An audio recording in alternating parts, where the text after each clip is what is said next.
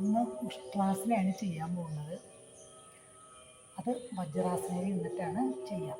ആദ്യം വജ്രാസനം ഇരിക്കുന്ന എങ്ങനെ, വലതുകാലും മടക്കി വലതു ബട്ടക്സ്, ഇടതുകാലും മടക്കി ഇടത് ബട്ടക്സ് വെച്ചു. നമ്മൾ മുട്ടിൽ പൊങ്ങി നിന്നു, കൈ ബാക്കിൽ ഇവിടെ സപ്പോർട്ട് കൊടുത്തു, തല പുറകിലേക്ക് ഇട്ടു, വലതുകൈ ഉയർത്തി വലതുകാൽ വിരലിൻ്റെ ഉപ്പുറ്റി, ഇടതുകൈ ഉയർത്തി ഇടതുകാൽ വിരലിൻ്റെ ഉപ്പുറ്റി.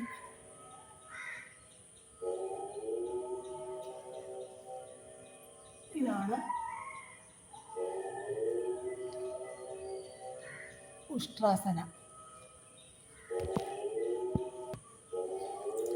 ഉഷ്ട്രാസന എങ്ങനെ ചെയ്യണമെന്ന് കണ്ടല്ലോ. നമ്മൾ വജ്രാസനയിൽ ഇരിക്കുക, എന്നിട്ട് മുട്ടിൽ പൊങ്ങി നിൽക്കുക, പുറകിൽ കൈ ഇങ്ങനെ ഇങ്ങനെ ഇങ്ങനെ വയ്ക്കാൻ പറ്റുന്നവർക്ക് ഇങ്ങനെ സപ്പോർട്ട് ചെയ്യാം, അല്ലെങ്കിൽ ഇങ്ങനെ സപ്പോർട്ട് ചെയ്യുക. എന്നിട്ട് വലത് കൈ ഇങ്ങനെ ഉയർത്തി വലത് ഉപ്പൂറ്റിയിലും ഇടത് കൈ ഇങ്ങനെ ഉയർത്തി ഇടത് ഉപ്പൂറ്റിയിലും പിടിക്കുക.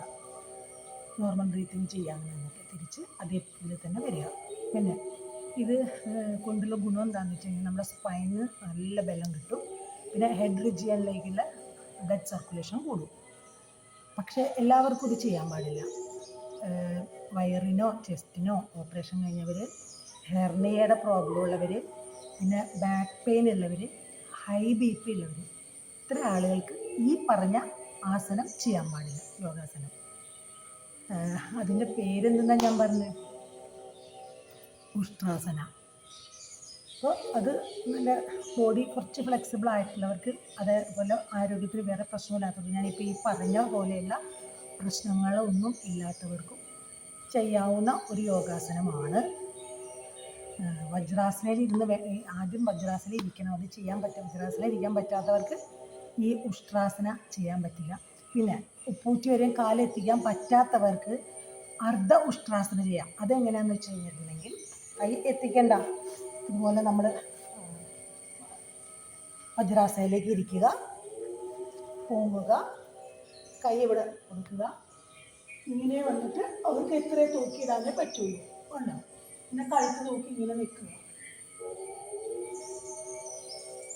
ഇതിന് അർദ്ധ ഉഷ്ട്രാസന എന്ന് പറയും. അപ്പോൾ ഫുൾ ഉഷ്ട്രാസന ചെയ്യാൻ പറ്റാത്തവർക്ക്, എൻ്റെ സ്റ്റുഡൻസിന് അങ്ങനെ ഫുൾ ഉഷ്ട്രാസന ചെയ്യാൻ പറ്റാത്തവരോട് ഞാൻ അർദ്ധ ഉഷ്ട്രാസന ചെയ്യാൻ പറയും. നമ്മുടെ ഈ യോഗയിലുള്ള ഗുണം എന്താണെന്ന് വെച്ച് കഴിഞ്ഞാൽ, നമുക്ക് എല്ലാവർക്കും എല്ലാം ചെയ്യാൻ പറ്റിക്കൊള്ളണമെന്നില്ല. പക്ഷെ ഫോഴ്സ് ചെയ്ത് അത് ചെയ്യേണ്ട ആവശ്യമില്ല.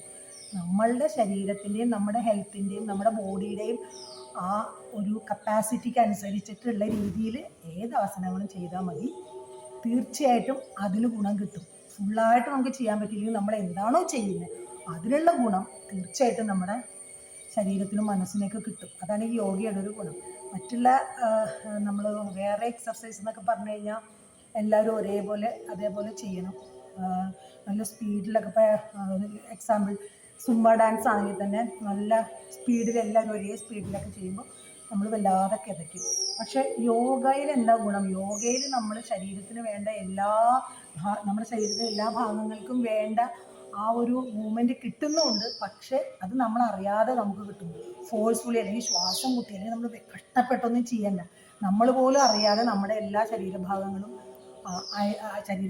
അയവ് വരുന്നു, അതിനൊക്കെ ചലനങ്ങൾ വരുന്നു. നമ്മളറിയാതെ നമ്മുടെ ശരീരം ലൂസായിക്കൊണ്ടിരിക്കുകയാണ്. മസിൽസൊക്കെ ലൂസായി. അത് നമുക്ക് ഓരോ ദിവസം കഴിയുമ്പോഴും നമുക്ക് ആ വ്യത്യാസം മനസ്സിലാവും. ആദ്യം കുറച്ചേ കുനിയാൻ പറ്റുള്ളൂ, പിന്നത്തെ ദിവസം വരെ നമുക്ക് കുറച്ചും കൂടി കുനിയാൻ പറ്റും, പിന്നെ ദിവസം കുറച്ചും കൂടി. അതൊക്കെ വന്നെന്ന് തന്നെ നമ്മൾ ഫോഴ്സ്ഫുള്ളി ഫുൾ കാലങ്ങേറ്റത്ത് എത്തിക്കാമെന്നൊന്നും ഒരിക്കലും നമ്മൾ യോഗയിൽ പറയില്ല. നമ്മുടെ കപ്പാസിറ്റിക്ക് അനുസരിച്ച് മാത്രം, ഓരോരുത്തരുടെയും ആ വ്യക്തികളുടെ കപ്പാസിറ്റിക്ക് അനുസരിച്ച് മാത്രം യോഗ ചെയ്താൽ മതി. പക്ഷേ എല്ലാ ഗുണങ്ങളും, എല്ലാ രീതിയിലുള്ള ഗുണങ്ങളും മറ്റുള്ള ആ എക്സർസൈസിന് കിട്ടുന്ന പോലെ ഒരുപക്ഷെ അതിലും കൂടുതൽ നമ്മളുടെ ശരീരഭാഗങ്ങൾക്ക് ലൂസാവും. അതേപോലെ തന്നെ പ്രവർത്തനക്ഷമമാവാനുള്ള ആ ഒരു ഇത് യോഗയിലൂടെ നമുക്ക് ലഭിക്കുന്നുണ്ട്. നമുക്കതിനെക്കുറിച്ചുള്ള അറിവില്ലാത്തതുകൊണ്ടാണ്. പക്ഷെ ഞാനിപ്പോൾ ഇത്ര ഇതായിട്ട് പറയുന്നത് എൻ്റെ അനുഭവം കൊണ്ട് തന്നെയാണ് ഞാൻ പറയുന്നത്.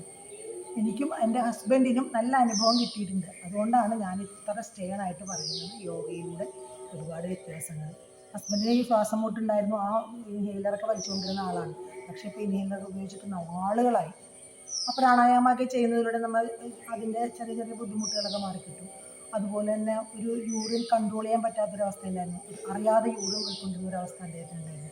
പക്ഷേ ഈ യോഗ ചെയ്തു തുടങ്ങിയതിന് ശേഷം റെഗുലറായിട്ട് ചെയ്യും.